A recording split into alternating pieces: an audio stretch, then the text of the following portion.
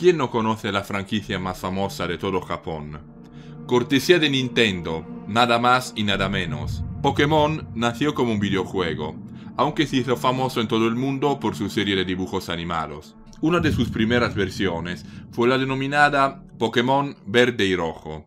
Corría el año 1996 y las leyes en Japón eran muy laxas en lo referente a videojuegos y menores. Los que más o menos tengan mi edad y que fueron gamers allá por los años 90, sabrán que los programadores introducían los llamados easter eggs.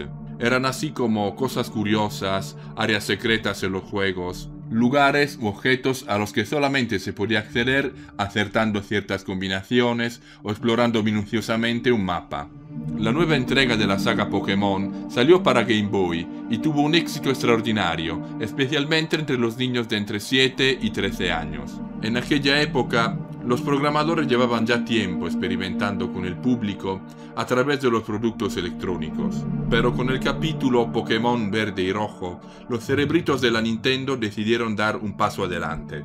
Así pues, dentro del juego diseñaron una zona que era prácticamente irrelevante, salvo por un edificio llamado Torre Pokémon. Era un pueblo aislado del resto del mapa, y lo único que se sabía era que uno de los protagonistas del juego era originario de ahí. Este lugar lejano se llamaba el Pueblo Lavanda.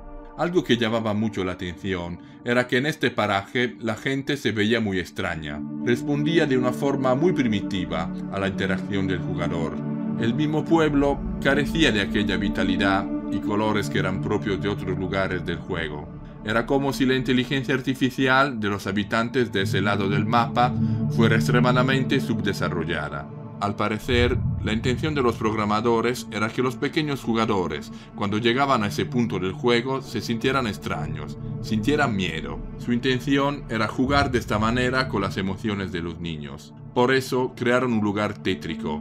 Todo por querer ver qué pasa si colocamos esto o aquello. Total, no había leyes que tutelaran a los pequeños consumidores.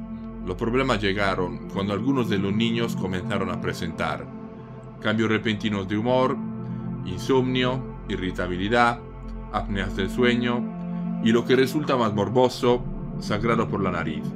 Ahora bien, si pensamos que esto llamó bastante la atención en un país tan seguro y desarrollado como es Japón, nos hacemos una idea de la gravedad y frecuencia de estos casos.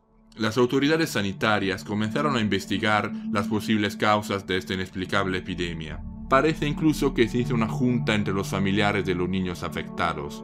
En esta asamblea, algunos padres se fijaron en un hecho extraño que vinculaba todos los casos que hemos mencionado.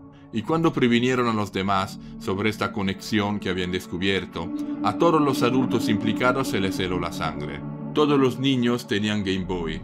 Todos los niños implicados tenían el juego Pokémon Verde y Rojo. Parecía una observación disparatada.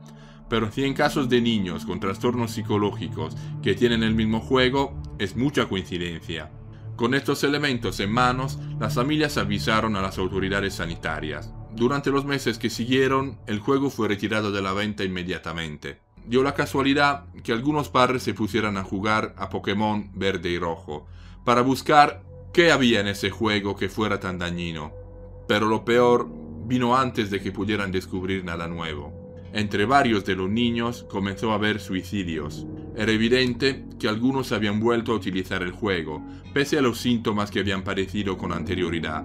Y fue en esta ocasión cuando los familiares descubrieron la tercera y más escalofriante conexión entre lo que les había ocurrido a sus hijos y el videojuego. La mayoría de los niños que se habían suicidado tenían una última partida guardada en el juego de Pokémon. Una partida guardada en el Pueblo Lavanda.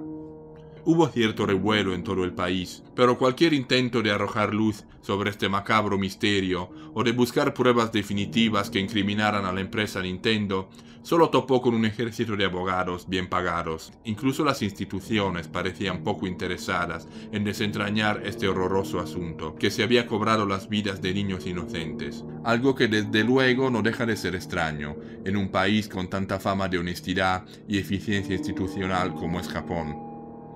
Aquellos que se encargaron de investigar más a fondo por su propia cuenta sí llegaron a entender dónde estaba el problema del juego. El Pueblo Lavanda tenía una música que se caracterizaba por una gama de tonos de diferentes niveles de altos y bajos, una melodía sumamente siniestra y tan perturbadora que a estas personas les provocó intensas migrañas. Una doctora hasta reportó haber tenido pesadillas después de escuchar esta melodía. Si estos fueron los efectos de esos sonidos en las personas adultas, ¿qué le provocarían a la mente de un niño de 7 años? Y es que además de tétrica, además de producir dolores de cabeza o pesadillas, la música del Pueblo Lavanda era muy depresiva. Era algo que no tenía nada que ver con un juego de niños. Al poco tiempo de retirar de la venta Pokémon Verde y Rojo, Nintendo sacó otro juego, casi igual, con un nombre muy parecido. En verdad, era prácticamente el mismo juego, pero se había aportado un pequeño cambio. La música del Pueblo Lavanda había sido modificada.